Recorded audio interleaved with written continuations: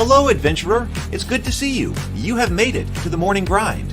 Welcome, welcome. It's the live stream at the beginning of the Geekverse, where we talk about all types of topics in geekdom, gaming, and fantasy, with an emphasis on being constructive and creating the things that we want to exist in the world. It's all on the grind, Sizemore.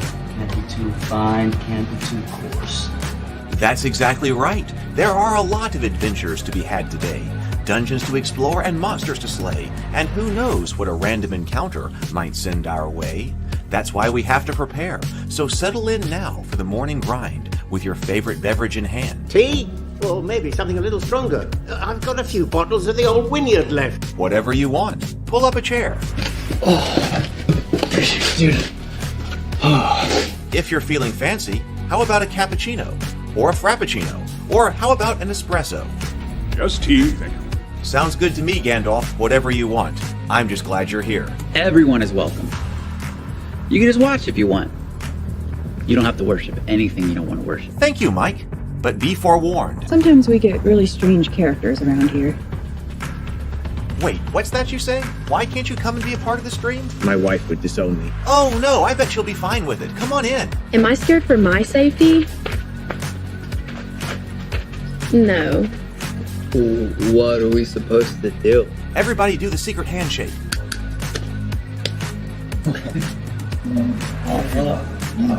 Secret cultist handshake. Oh, now do wizards who love each other.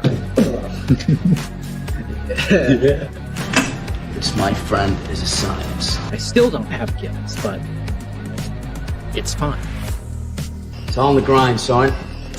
Can't be too fine, can't be too coarse. Dude, this would be a sick place to bring the band. Indeed it would be, Dave. It really would. I'm seeing more people coming in. Welcome, glad to have you here.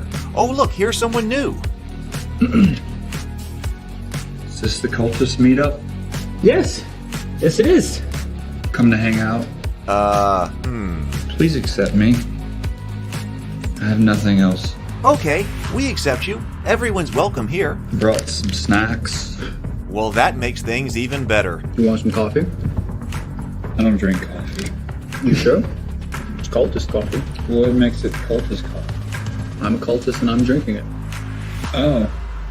Then I'll have some. What exactly is going on here? I'm seeing more people coming in. Welcome. It's so great to have you. Oh, and look, here comes another stranger. Can we help you? Yes, fellow cultists. I could really use some food. Oh yeah? Welcome. We have donuts. Oh, it's me. I'm glad I'm here. I'm sure you have a few questions for me, though. What's your name? Who do you work for? What god do you worship? Great questions, Rob. I'm Steve King, and I worship Nyarlathotep. No, not really. I'm just Heath, and I won't be worshiping anything this morning. But I will be your host. Welcome to the office. We're going to have a great time. I've got my coffee ready, because now it's time for the morning grind. If you could become a fish, that would be amazing. Then I could command you with my mental fish powers. Good morning, everyone. Good morning, and welcome to the office and the morning grind. It is so good to see you today. I hope everything is going well with you. I hope you had a productive morning. I had a quasi-productive morning, which is a lot better than I've been having lately, so I guess I will take it. Perhaps we continue to get better. Good morning, Nathaniel, and also Zero the Blade. Good to see you here this morning. Great to have you. So I was looking in the Discord server. I've got a place on the Ravenkeep Discord server to talk about some news. And a couple of things have come up. And I think some of these have I've seen some other YouTubers talk about. I will put a link here to the Ravenkeep Discord server. But I thought that we could take a look at a couple of these things. The first one is the rather bizarre thing that Hasbro has won some kind of ethics award or something like that. But I don't really know how legit that is. The thing that was posted to the Discord server was right here. This is like Hasbro recognized as one of the most ethical companies for the 11th consecutive year. Recognition honors Hasbro's leadership and commitment to business integrity through best-in-class ethics, compliance, and governance practices.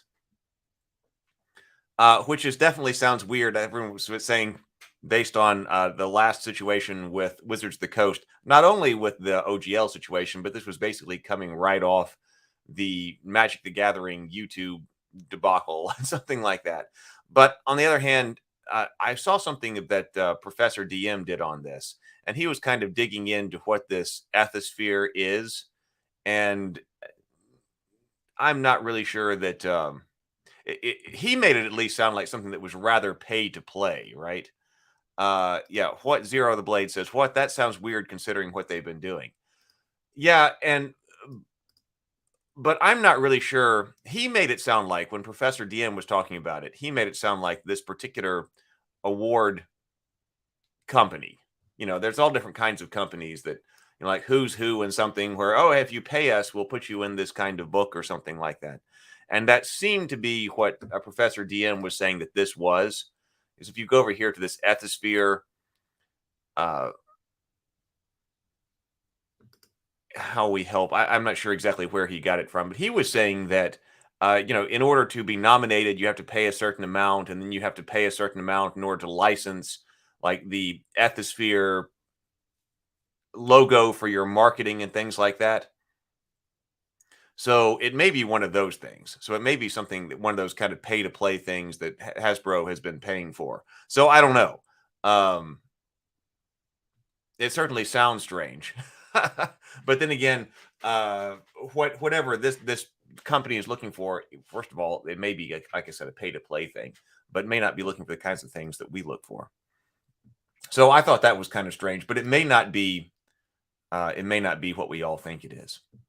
I did say that I was interested in what was going on in the Warhammer world, just to see. It's been a long time since I've been a part of that.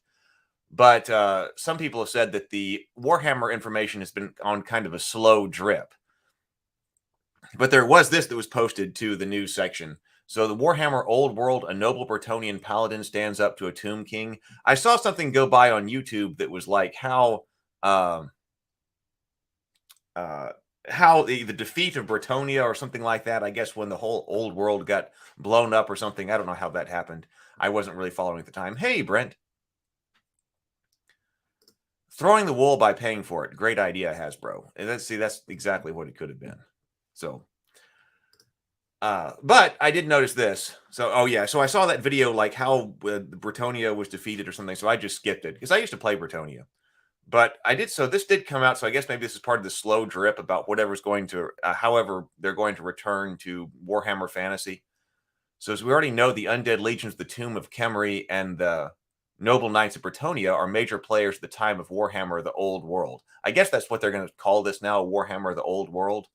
We've seen some of the existing models given a new lease on life in time for the game, but what about new models?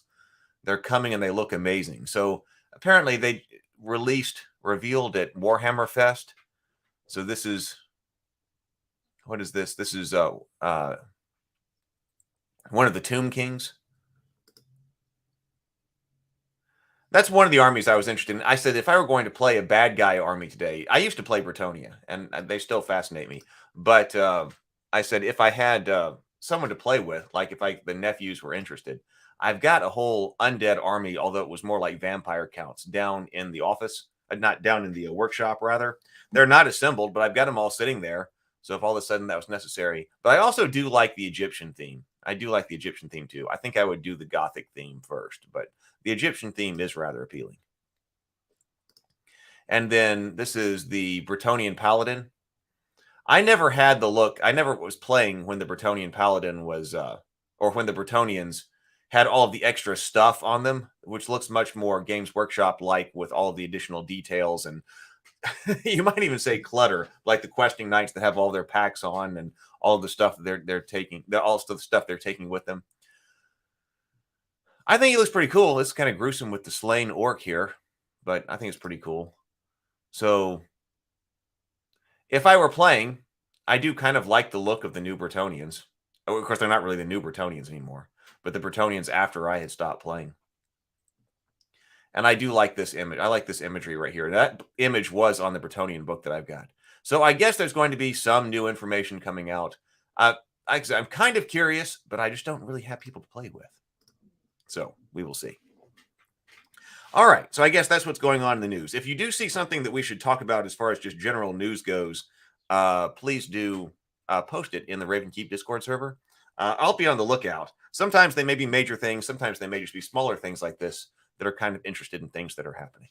So, all right, let's go into what I think will be our final day covering the rules cyclopedia from D&D. I've been really enjoying this series. It's gone on longer than I was expecting, but that's okay. There was actually a lot to discuss in there because I have really appreciated enjoying learning more about the foundation of the hobby here and what it is that D&D was, what made it so popular, what game was that was so popular, and what we may or may not have lost. We've certainly gained things, but other things that we may have lost.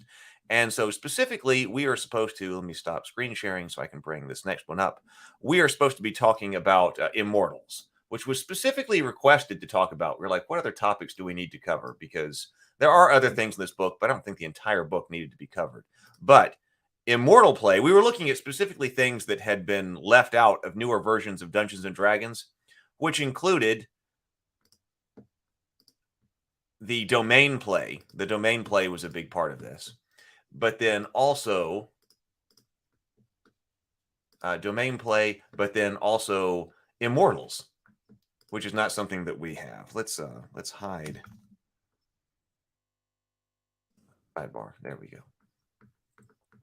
So immortals will be our subject for today, and I'm kind of anticipating that this won't take all that long and should be our last day of going into this. But I hope you've enjoyed it as much as I have. All right. Does everybody have your favorite beverage with you? Let's go ahead and lift up our favorite beverage. And we're going to do 2 deep inhales, complete exhales, and then we'll take a sip of our favorite beverage. So here we go.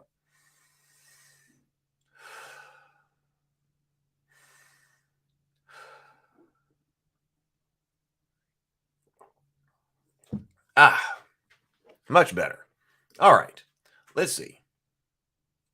So this also seems to be a level or class of play that has been dropped from Dungeons and Dragons.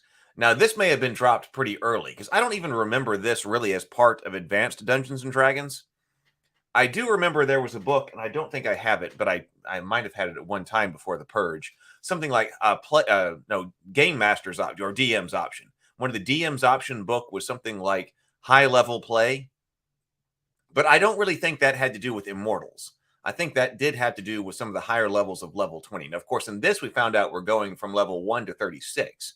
And also interesting in here, it said that a squire could go up, up to level 5. So we've got 36 levels, which we said is a lot here. But that toward the top of this, we're supposed to be dealing with immortal creatures and then also becoming immortals. So, yeah, this is something that seems to have gotten dropped early, but was a part of the early level of play. Nathaniel says that there was a book of immortals for 3.5. Interesting. Okay, I don't remember that. So, thank you, Nathaniel, for that. So, that this did come back in 3.5? Huh. Well, might have to look at that at some point. Hey, Andrew. Good morning. So it says, as characters reach higher experience levels, they will become aware of powers even mightier than they, powers beyond mortal ken. The influence of these powers is deeply interwoven with the fabric of campaign events, and it becomes quite clear that these superior beings manipulate the world, perhaps the entire multiverse, according to their own desires. These beings are the immortals. Immortals and spheres of power. Once mortal heroes of legend, the immortals gained powers and responsibilities beyond worldly concerns. Now immortals, they subtly manipulate the events of the multiverse to advance their spheres of power. Their maneuverings create challenges and epic sagas to test the worth of mortals before furthering the immortals' own mysterious goals. The immortals serve one sphere of power described below. Oops, sneezing coming. Excuse me. Each immortal serves one sphere of power, described below, and the struggle for dominance between the spheres of power causes conflict in the campaign. Each immortal has its own personal interests, often drawn from his experiences in life. One may be a patron of war, while others may be a patron of the arts. Each immortal promotes his own personal interests in the mortal world. Each immortal is served by an order of clerics. Okay, so, so like gods, right? The immortal provides power to his like spells to clerical followers and also gives them guidance in the form of the clerical order's long-standing goals, but sometimes by directly or indirectly manipulating the cleric into a specific quest or set of actions. The immortal draws strength from the numbers of devotions of his mortal followers, the clerics and non-clerics who favor the immortal and his goals, and so are also secondary struggles between immortals who want to lure followers away from one another. Note, not all clerics serve an immortal. However, some serve the less specific concepts of law, neutrality, and chaos, while others serve great non-sentient forces such as nature. So it hasn't directly said God, but it sounds like it. And now, I remember a Ghost Walk book. Nathaniel says there was also a Ghost Walk book, I believe. I remember Ghost Walk. I remember that book. In fact, was it the case? It might be the case. I think I remember that it was one of the last 3.0 books. I remember that it seemed like it wasn't very well received because like 3.5 had already been announced, and then like the Ghost Walk book was like the last of the 3.0 books. Probably there was still a lot that could transfer over. And because that was the one that lets you play a ghost if you died, right? I think I remember like thumbing through it. I don't think we had it, but I think I remember leafing through it. But it was being that it was about, well, like continuing play as a ghost. Some people thought that it was making death too easy. And I think I kind of agreed with that. But I also think that it was the last 3.5. Oh, so that could be, Nathaniel says. I wonder if the Immortals, see, I stopped playing during 3.5. So I played 3.5, I think quite a bit, but then I stopped playing like D&D while that was coming out. So I wonder if the Immortals book came after I had basically stopped playing. So the entire multiverse, that is the combination of all universes, can be divided into 5 distinct components, also called spheres of power. These 5 spheres are matter, energy, time, thought, and entropy. Everything in the multiverse is composed of a combination of 5 of these components in varying proportions. Matter, energy, time, thought, and entropy. Okay. I wonder how much of that is still in like the Planeswalker. There is a chapter in here on the planes. We looked at one of the Planeswalker books, one of the Planeswalker box sets, the Planeswalker Planes of Law for AD&D. So maybe as another line of inquiry, trying to figure out, tracing the influence of the whole planes and multiverse. So each immortal serves one of these spheres, seeking to either increase its influence in the multiverse or to maintain the balance of power among the spheres. In 3 of the spheres, matter, energy, and time, one alignment is dominant. In the other 2, thought and entropy, no alignment dominates. The sphere of matter is closely related to elements of Earth. This is not how I thought that all this was going to start. What are our topics here? How to interact with immortals, immortal behaviors, immortal statistics. The sphere of matter, it says, is closely related to the element of Earth. Its purpose is to withstand destruction and decay. The sphere of energy is closely related to the element of fire. Its purpose is to create more energy and activity. Energy is highly active, dynamic, and excited. The sphere of time is closely related to the element of water. Its purpose is to promote a change in all things and to maintain the flow of time. The sphere of thought is closely related to the element of air. Its purpose is to categorize all existence and to make all spheres its tools. The sphere of entropy or death is not related to any element, not even void. Its purpose is the ultimate destruction of the multiverse. The 4 other spheres of power oppose entropy, but recognize its importance in the functioning of each of the other spheres. Entropy is the weakening of the fabric of the multiverse, rot, weathering, and dissipation. Okay, so immortals in the game. Immortals provide a challenge for high-level characters. Their subtle manipulations lead to campaign events, and the possibility of reaching their status provides characters with a new goal. An immortal is a being who cannot die by earthly means. Immortals do not need food, drink, or air. They easily manipulate elements and magical energies while maintaining almost total immunity to their effects. An immortal's goals are to gain personal power and to advance the influence of the sphere. Immortals gain power through service to their sphere. To increase the influence of one's sphere is to gain increased power from that sphere. Okay, the prime plane holds special interest to immortals. It's the only place in which sentient humans occupy and manipulate an environment composed of all 5 spheres. It's also the only place that reliably produces new immortals. Thus, many immortals visit the prime plane with regularity. Once in the distant past, immortals lived on the prime plane and directly influenced the progress of sentient races. These later departed wisely to preserve the plane's unique environment.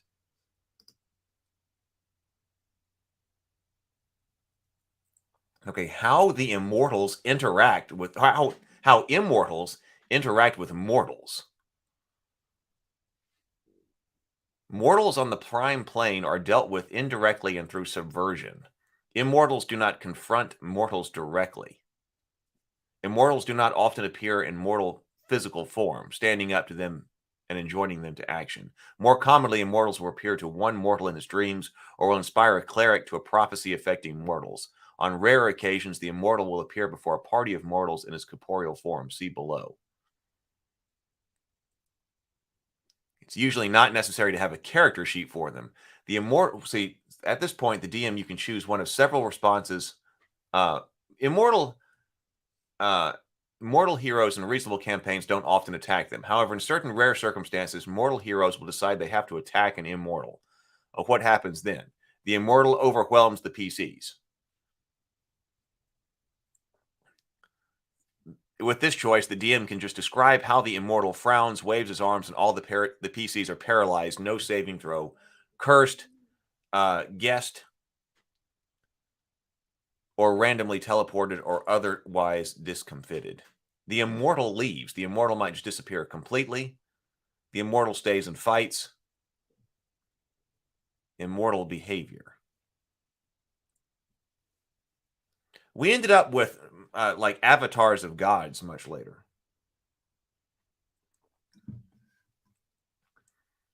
So it says, see, I thought this was going to be much more about becoming immortal, but I think we're getting to that. Hey, James. Good morning, James. Immortals have 3 basic forms in which they can confront mortals. They are the mortal form, the manifestation form, and the incorporeal form. In mortal form, they can create any mortal form to house his intelligence when he appears in the mortal world. He can create a mortal form from any monster species and at the maximum experience level or HD figure for that species. The immortal is bound by all character classes for species limitations on the form he assumes. For instance, if an immortal creates a human form for himself, he can create anything from a normal man. A normal man. Here we have that phrase again. So the immortal can create a normal man to a 36th level adventurer or 16th level if he takes mystic identity. If, for instance, he were to become a 24th level cleric, he would be bound to the cleric's limitations on spells, armor, and weapons. Violations of such limitations would force the immortal to begin to take on either his manifestation or incorporeal form as described below.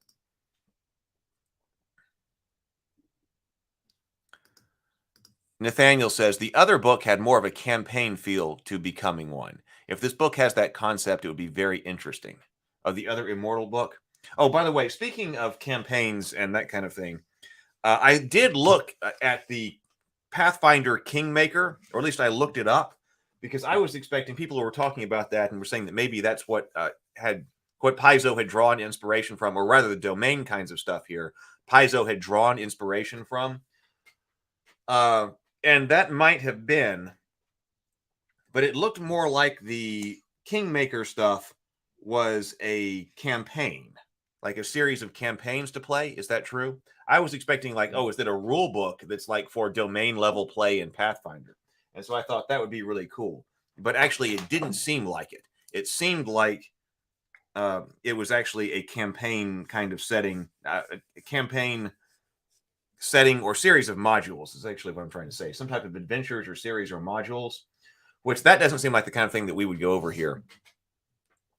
Because I don't want to like spoiler, read through a module or something like that. So I'm scratching Pathfinder Kingmaker off the list.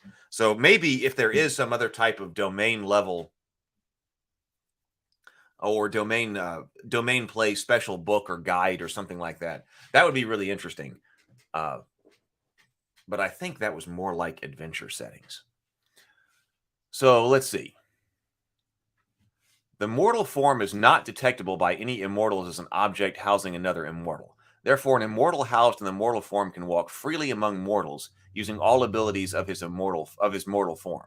Not many immortals like to do this. Becoming immortal and then later resuming the limitations of mortal body to them is like being cured of blindness and then becoming blind again.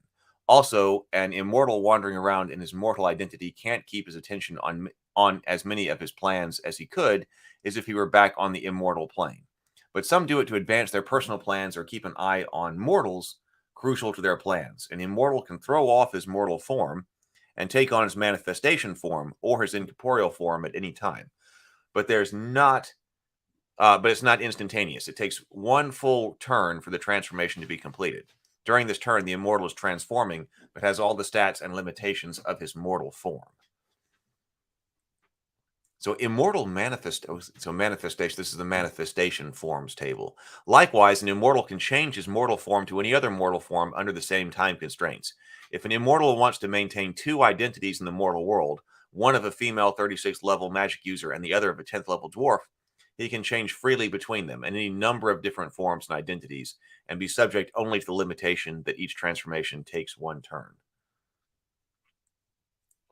The immortal may create garments, weapons, and normal non-artifact magic items as possessions for his mortal form. When he changes to another form, all those objects vanish. A hero stealing such an item will watch it disappear into thin air once the immortal changes forms. And when the immortal returns to the form in which held the item returns to the immortal, not to the thief. The mortal form of an immortal has one special power: communication. The immortal can speak with any living creature and with non-living creatures related to his own sphere. He knows all languages. James says that, yeah, it's campaign modules. Yeah, so we're getting some confirmation here. Kingmaker is an adventure path of 6 books, but does contain rules for section. Does contain rules. Okay, so it's that, but it does contain some additional rules. James says, yeah, the domain rules are included. No need to review the whole campaign. But I get not when you spoil anything, so maybe it's best to remove it from the list. Well, if somebody knows where the actual rules are, let me know. That might be worth looking at. That was primarily what I was interested in. Like, what kind of rules would Paizo make for Pathfinder 2nd Edition? Yeah, I think this might be. I don't remember how many days we took going through. Tomocrat says, "Good morning. This is like your longest review." Yeah, I don't remember how many days we took to go through Dark Sun. Dark Sun took a while. We spent several days on Dark Sun, but this one might have actually gone longer.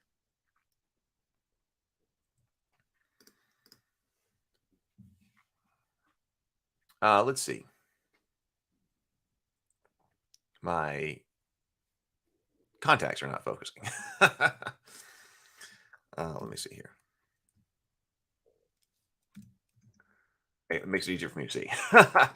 So the manifestation form. The immortal's more powerful form is his manifestation form. This form is this form is as much of his true immortal body as he can project onto the mortal world, the prime plane. The immortal can make his manifestation form look like anything, but it will always radiate the power of an immortal. An immortal in this form cannot convince anyone that he is not immortal. The immortals choose 1 or 2 specific appearances of their manifestation form. This helps when they are dealing with their mortal followers and minions. They can switch instantly between the appearances if they choose. 3 power levels of immortals are shown below: lesser, greater, and ultimate. The DM will decide which immortals in this campaign fall into which power level. Lesser immortals are either fairly new to immortality or have simply never developed a lot of power. They tend to be patrons of less dominant traits and professions, such as sagecraft or youth, patrons of specific cities, or servants of greater immortals. Many of them have fewer followers. Greater immortals are powerful beings who represent important functions and have gained a lot of might. They tend to be patrons of significant traits of professions, such as diplomacy or of the thief character class, patrons of entire nations or tribes. They have lesser immortal subordinates and sometimes answer to ultimate immortals. Ultimate immortals are those who are the oldest and most powerful. Okay, these divisions are mere conveniences for the DM who can create immortals with other statistics and powers. So here we go. So here is our immortal manifestation forms table. Average, greater, and ultimate. Okay, number appearing, armor class.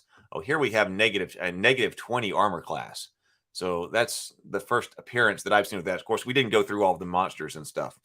But unlike AC neg 10, which I think was about as good as you could get, or if not as good as you could actually get in AD&D, we noticed that the armor class tables, that really weird combat table that looked like a classic war game table, went everything from it. Was that like armor class 20 to negative 20? There were a whole lot more options over there.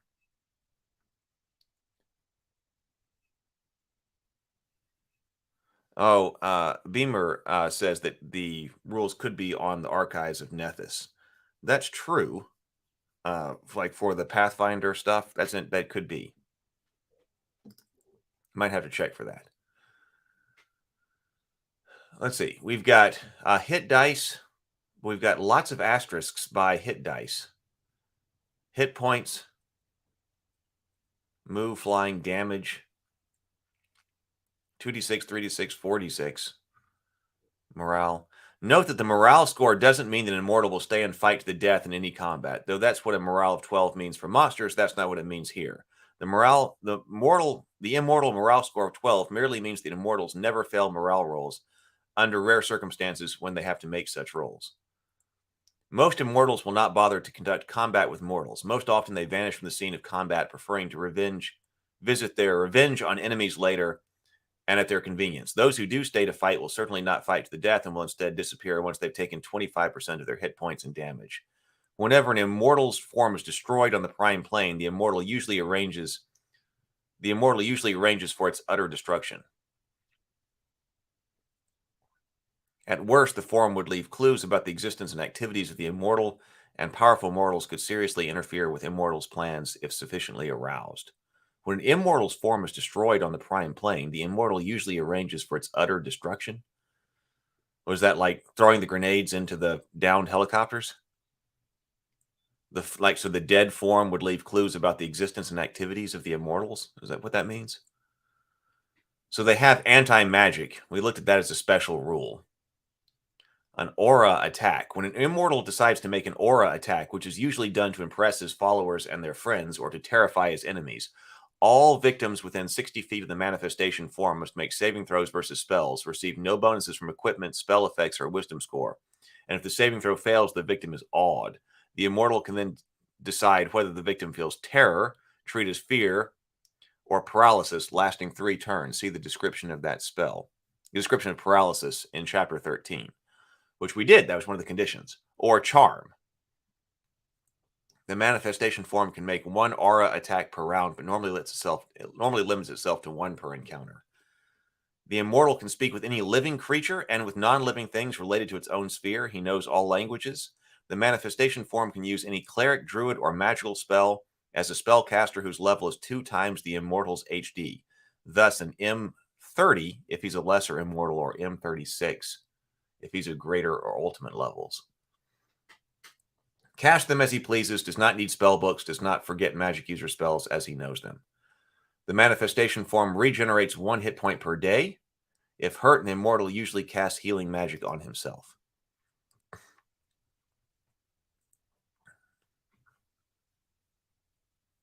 Oh, Daniel says, basically because its body would disappear in a flash of smoke, the immortal makes sure that it dies a death that would leave no body. Daniel is saying.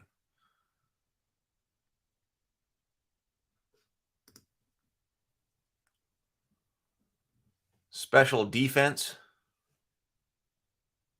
The manifestation form can only be hit by +5 or greater enchanted weapons or by an artifact.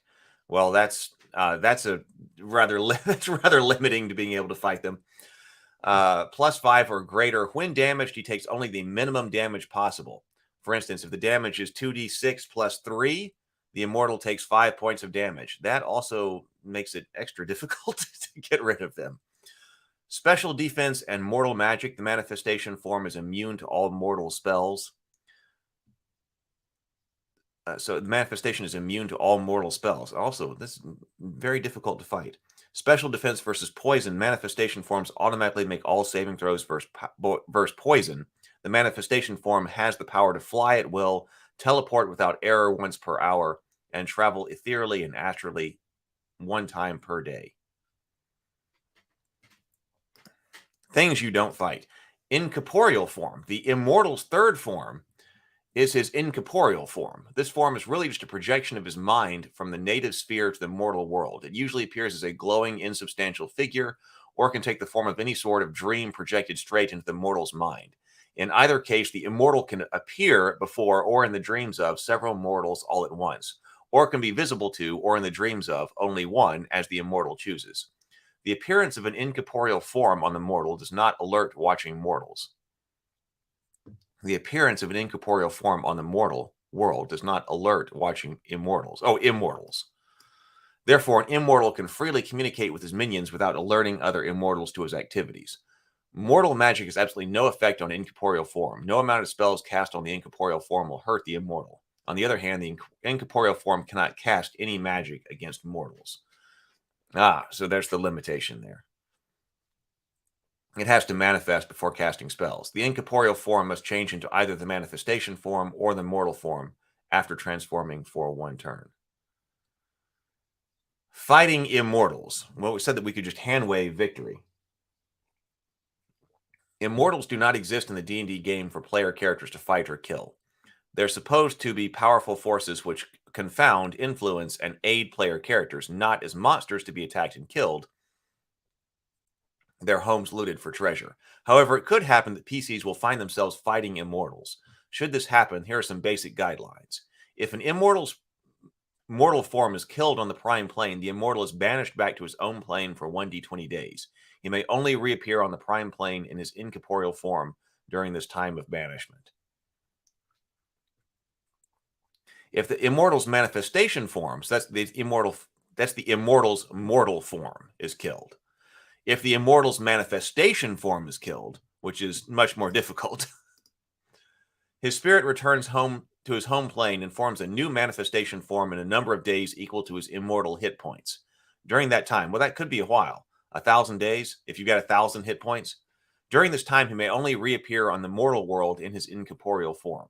Immortals on their own plane are automatically in their manifestation form. If this form is killed in the immortal's own plane, the immortal is forever dead. Oh. So you've got to get to their plane and then kill that manifestation form. If this form is killed on the immortal's own plane, the immortal is forever dead. However, not even the stupidest or most violent of immortals would fail to use teleport abilities to get to a safer haven, or if they have a full turn available to them, can revert to their incorporeal form and send their minions after PCs crazy enough to attack them. Whereas the incorporeal form cannot be killed or harmed in any way. Yeah, you'd have to come up with some way to prevent that from going incorporeal.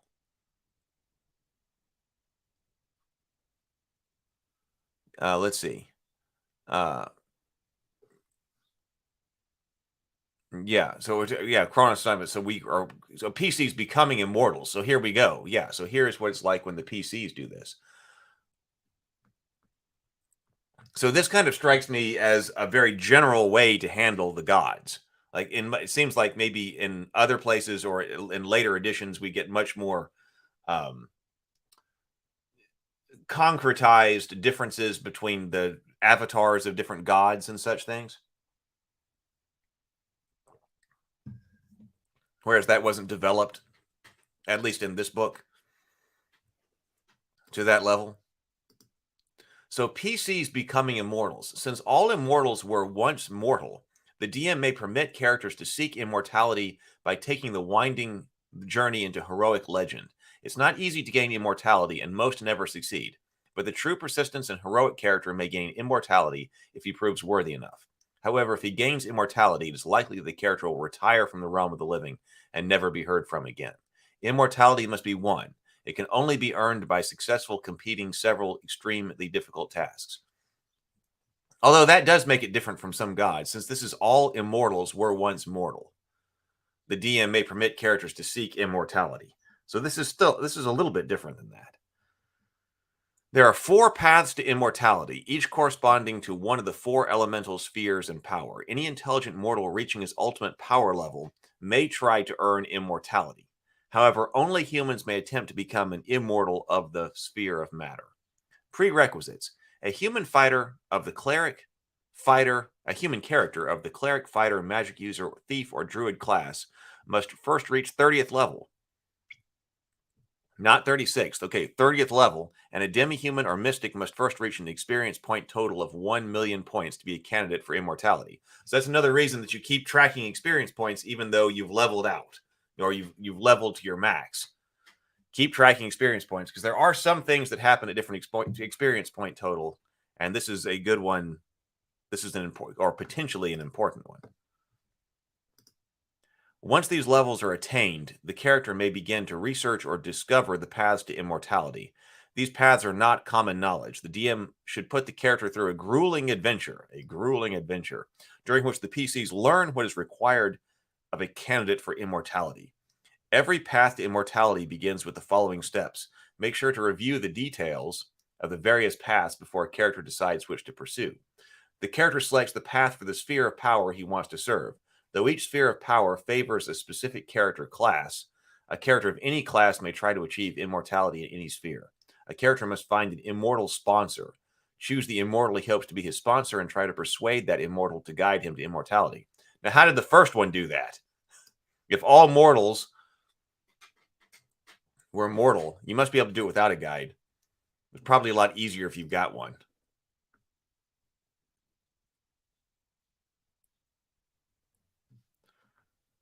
There were more, eventually there were 100 levels or 90 levels.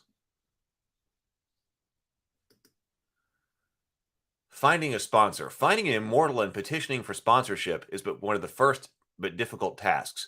The character must set out on another adventure to research to locate a place where the immortal has been chosen to be contacted. This could be the top of a remote mountain with a reputation for dangerous hazards, in a mystic grove surrounded by a deep forest teeming with monsters, in a trench at the bottom of the sea, or in a perfectly safe temple.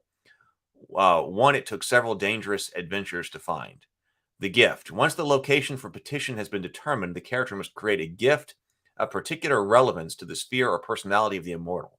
This gift should be especially beautiful and have the qualities of the sphere. The more valuable the gift, the higher the chances for the character to receive a favorable response from the immortal. The minimum value of 25,000 gold pieces is recommended but not required. When the gift is prepared, the character may embark on the journey to the destination, the journey to the mountain. This journey should be very dangerous. The character should rise 1 level or gain 120,000 experience points during this journey, and the character may be distracted by many adventures along the way. He must take care that the gift is not damaged or stolen. If it is, the damage must be repaired and the item recovered before he continues. The 7 tests. Climbing the mountain to its summit should be challenging. It's recommended the DM create 7 encounters that must be met in climbing the mountain. The encounter should test the character's mettle and worth in the following: honor and trustworthiness, dedication to the sphere of power, resourcefulness and resolution without combat, bravery, persistence in the face of adversity, mercy and charity of heart, and wisdom. Not all these encounters need to be combat related. In fact, some should be role-playing encounters where the character must make the correct decisions based on the trait being tested. Not every challenge must be won to reach the summit, but they all must be met.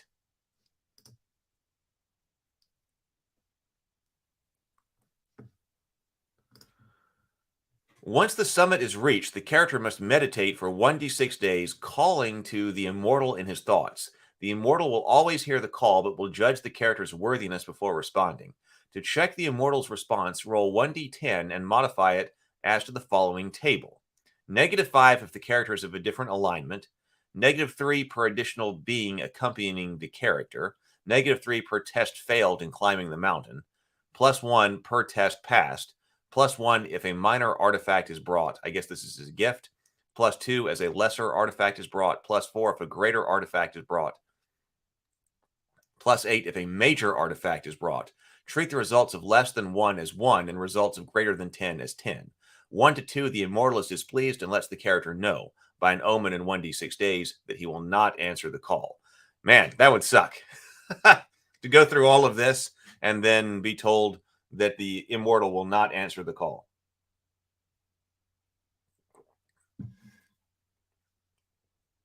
Three to 8, the immortal arrives in D100 days.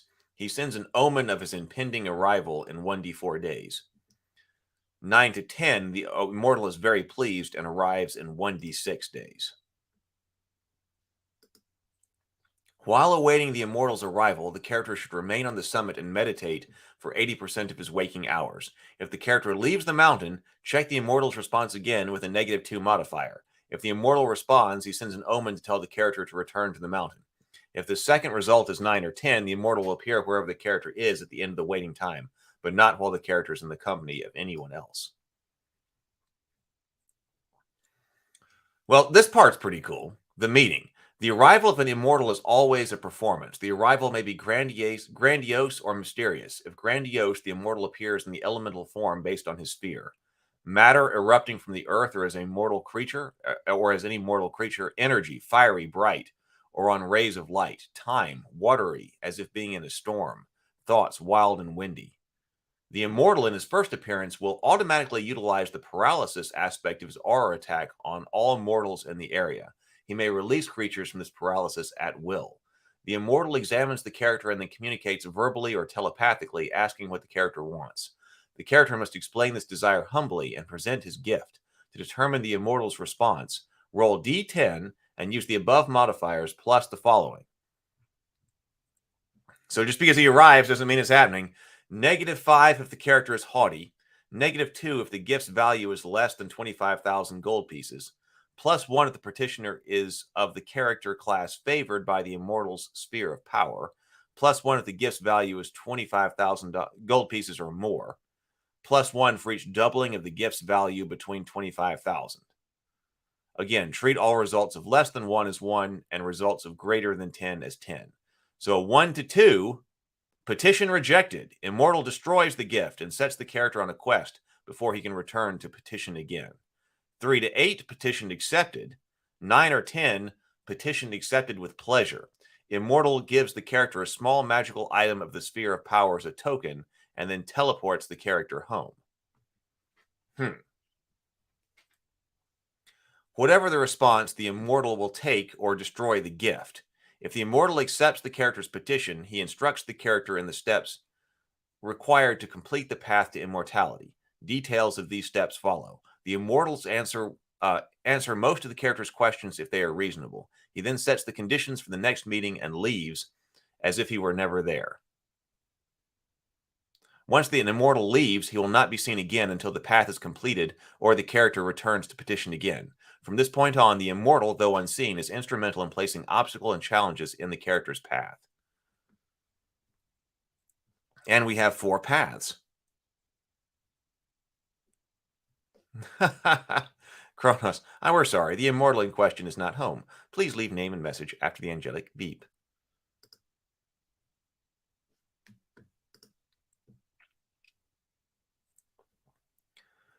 So, once a character gains a sponsor, he must reach his highest possible experience level before setting off to the path of immortality. Okay, so we had to start this at 30th level, but once he gains a sponsor, he must reach his highest possible experience level before setting off to the path of immortality. So he should at least be level 31, because it said you had to be at least 30 to start this, and you were supposed to gain at least 1 level on your path to one of your adventures, right? So you may be level 32, 31 or 32 by now. You will be level 31, but maybe like level 32. The quester must be true to his chosen sphere of power and bring it glory and honor among the trials. Each path requires that immortal pass the following 5 tough requirements. The character's adventure must gain a specific amount of experience. This amount is 600,000 XP for most classes, but only 400,000 XP for the class the sphere favors.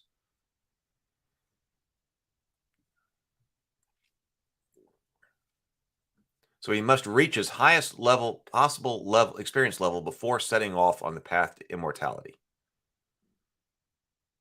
So first you got to get to level 36, but just because you leveled out, as we said, you still get experience points, right? So you're going to have to gain at least another 600,000 experience points on your adventure after you've reached the highest possible level. The character must complete a new quest to retrieve an artifact of lesser or greater magnitude for his sphere of power. The quest for this artifact should take several game years. The character must successfully complete a trial of specific value to his class and sphere, see below. The character must prepare a testimonial to his greatness, a combination of followers, people devoted to his philosophies and achievements, and a lasting monument. The monument to his greatness must be financed by the character, and he must participate in its creation by either adventuring for components and manpower or by taking the risks of the actual physical construction. Man, can you imagine going through a whole campaign like this? I wonder how many people have done it. Like, been playing Dungeons and Dragons and gone from starting off with your first level characters to actually having one go all the way up through immortality. This does feel old school. I'm liking it. I'm liking it. This would be some extreme dedication to, campaign play. Oh, Chrono says did it twice. All right. Well, there we go.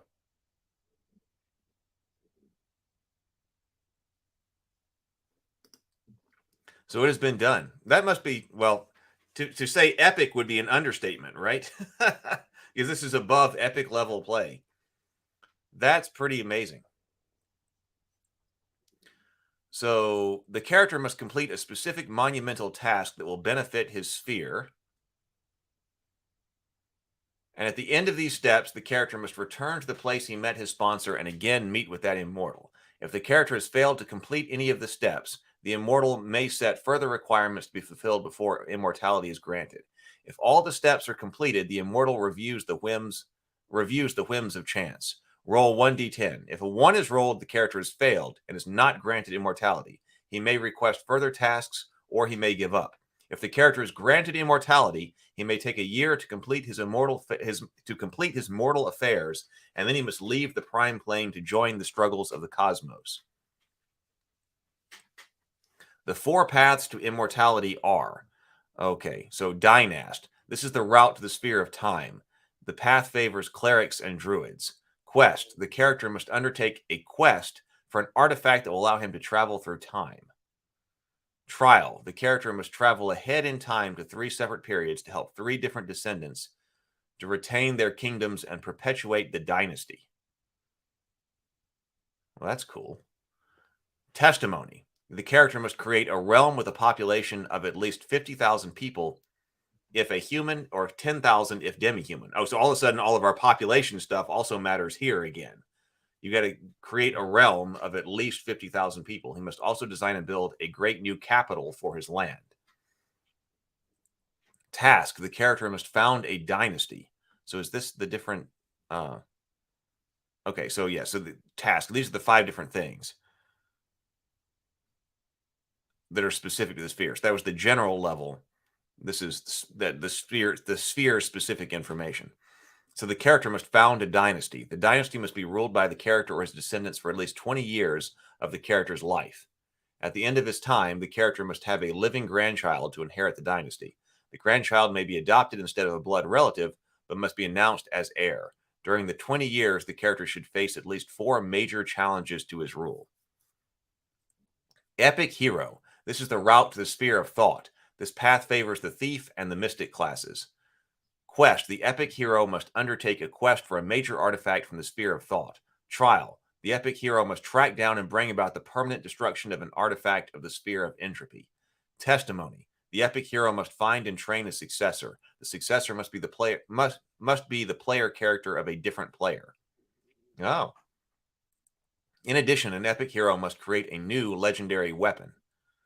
Tasks. The epic hero must live up to the heroic ideals of courage, steadfastness, and dedication. He must complete an epic quest to perform a nearly impossible task, such as driving all dragons from the land or building a castle in the sky. This quest should take about 5 years to complete.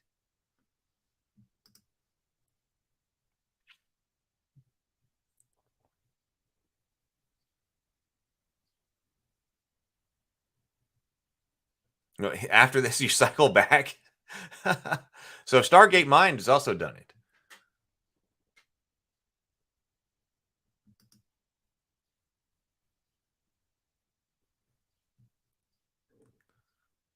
The 5 years to complete. So you're talking about 5 game years.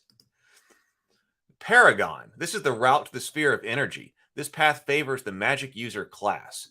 Quest. The Paragon must quest for a lesser artifact from the sphere of energy. Trial. The Paragon must create an entirely new magic item. The cost of the research to create this item equal the total experience points of the character. The component to make this item should be extremely rare and difficult to find, including at least one impossible item. The footfall of a cat or the roar of a lion. The player must be creative in devising a means to acquire this item. Testimony. The Paragon must recruit at least 6 apprentices, and they must rise to at least 12th level while in his service. They must also transform the land for 100 miles around his home. This transformation must give the land a unique appearance and range inhabitants. Task. The Paragon must be acknowledged the superior of all other magic users within a 1,000-mile radius. He may accomplish this through magical duels or by driving out other magic users out of his lands. The caster should challenge at least 8 magic users of 25th level or greater. These magic users may team up against the Paragon. Wow. Polymath is the path of the sphere of matter. This path favors the fighter class. Quest and task. The polymath must face the challenge to succeed in 3 additional lives. Must face the challenge to succeed in 3 additional lives as cleric, thief, and magic user. The polymath during each of these 3 lives as another character class must quest for and gain the same artifact. He begins each new career at 1st level, but no memories of his previous lives. The quests must not begin until the character reaches 5th level in each class. The first 2 times the artifact is gained, the immortal reappears to the character within 2d20 times 10 days to reclaim it. The immortal then reduces the character to 1st level and causes him to forget his past so that he may begin as the next character class. The 3rd time the artifact is gained, the character may retain it, and the immortal returns all past memories. Whoa. Trial. After completing the final step of the quest, the character must adventure alone until he reaches 12th level. He retains the abilities of all the character classes and advances in all classes equally. Testimony. The polymath must be accompanied by his adventurers must be accompanied on his adventures by 1 member of each human character class. These comrades may not begin at a level higher than the character. If any of these characters are slain, the aspiring polymath must take steps to resurrect them, setting aside his quest if necessary. Once the quest is completed and before beginning the trial, the character must erect a monument to at least 100 feet tall to the glory of his adventures. This monument must stand for at least 10 years. If a character reaches immortality, he must retire from the play of the game, unless the campaign focus changes to follow the immortals and their activities. This normally only takes place when 2 or more PCs have become immortals. Immortal former PCs must reappear in the campaign, may reappear in the campaign as a Patreon and sometimes manipulator of their old friends. Well, that's pretty cool.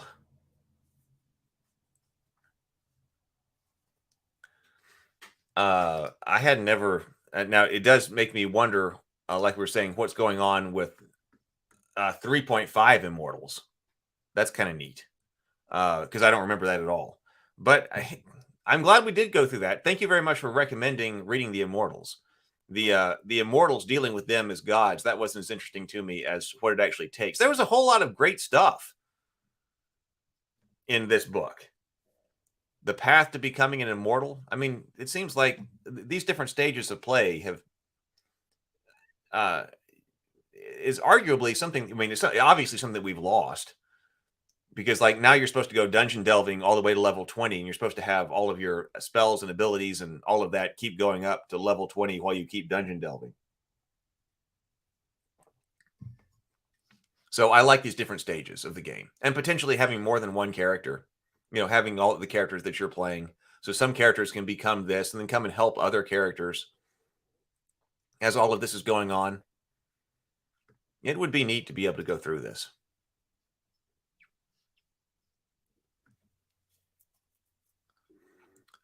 Chrono says that 3.5 neuters player immortals. Well, I wouldn't be surprised if that were the case. Well, all right. I think, let's see. I think we can pretty much call it done with this book. Let's check our topics over here. We've been through, we didn't really go through spells and spell casting or equipment in great detail. Other character abilities. Now, we did look at that. Weapon mastery, which was complicated. General skills. Encounters and invasion. We didn't really take a look at that. Combat, we did take a look at. Mass combat, we spent a lot of time on. Experience, we did. Non-player characters, briefly. We looked at the Dungeon Masters and Dungeon Master procedures. Immortals. Finally, we get down to treasures, planes of existence, variant rules. Oh, variant rules of ability scores.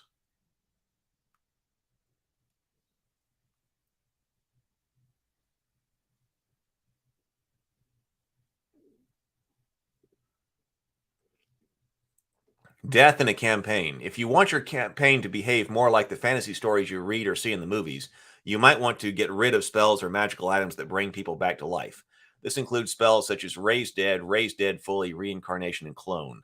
This makes campaigns a lot more dangerous. When the character is dead, he's dead. The player characters will be a bit choosier about the fights they pick.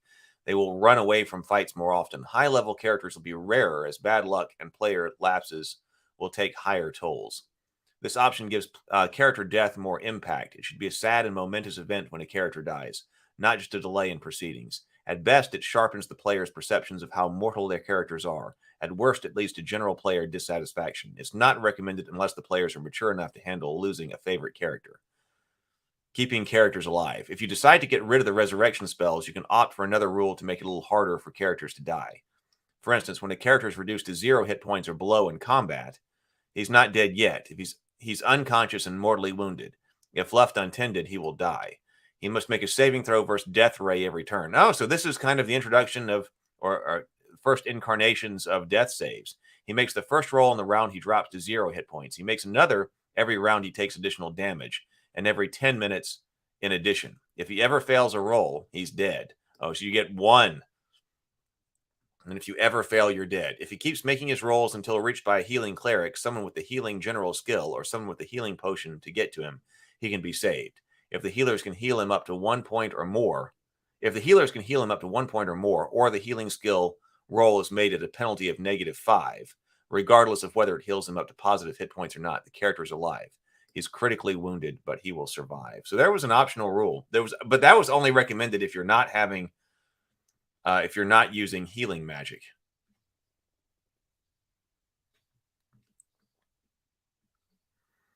And then we do have appendixes on the game world, and even a couple of color things here. Like it must have been like a poster map or something like that in the book. Well, this has been a fantastic exploration. I'm so glad that you hung with me for this. I think this was a really great delve into the history of our game. I am very glad that we did it. I have a much greater understanding now of what it means for something to be old school. So we're talking about like the old school Renaissance and things like this.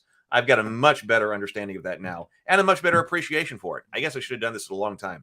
Thank you very much to those in the Ravenkeep Discord server who actually recommended this book. I've lived this series, James says. Loved even.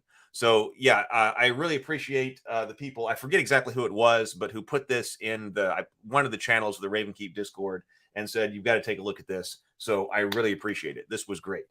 So I think we will probably end up here early. Now, tonight, I got to get the thumbnail ready tonight. We've got a table talk. I have got to finish watching Maleficent because Brianna and Doug will both be here tonight. We might start at 7 o'clock. I know it's going to be a long discussion because we've got a lot to say. So we might start at 7 o'clock Central. We typically start at 7:30 Central, but we might have we might start at 7 o'clock. So be aware of that. I got to ask Brianna if she can start at 7. Doug said he could, but I got to ask Brianna. Got to talk with her this afternoon. So we will be looking at Sleeping Beauty and Maleficent. Sleeping Beauty and Maleficent, talking about how they compare and contrast and what our philosophies on those stories are. So that is tonight. Then tomorrow morning, I think I want to look at the GURPS mass combat system. So we looked at mass combat in here. I'm feeling like going over to GURPS. We may look at GURPS mass combat. All right. So I will see everybody tonight. Looking forward to it. And then also see you tomorrow. Until then, be creative, be productive, and grind on.